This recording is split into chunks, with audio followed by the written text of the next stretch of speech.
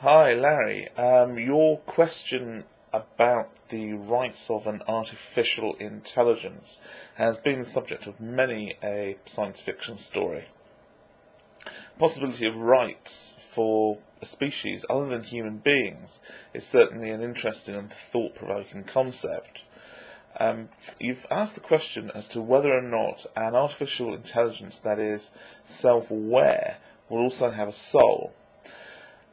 I think the answer to that is no. I don't think it would have a soul. But that's really just because I don't believe that human beings have souls either. I don't believe that the soul exists, that there is such a thing. Now, free will, on the other hand, that's a concept that's kept many brilliant minds occupied over many centuries. And I think the jury's still out on it as well, as to whether or not we really do have free will, human beings have free will, or whether it's just an illusion that's created by the way that our brains work. If such a thing does exist, then I think that whether or not a computer has it will depend on whether or not it's either been programmed in, or whether the artificial intelligence has learned about free will and how to apply it. You mentioned self-awareness as well, and you mentioned self-awareness in dogs and cats. My understanding is that dogs and cats actually fail the mirror test.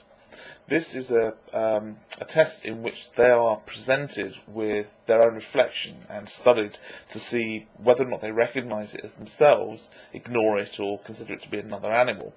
And as I said, dogs and cats fail this test, although interestingly enough, so do very young human beings. It does raise some very interesting questions, though, about animals that pass the test. If these are truly conscious, self-aware, sentient beings, then do we have the right to enslave them? And morally, I'd say, no, we don't. Unfortunately, when it comes to the rights of non-human species, be they intelligent animals or artificial intelligences, I expect that their rights are going to be a long time in coming.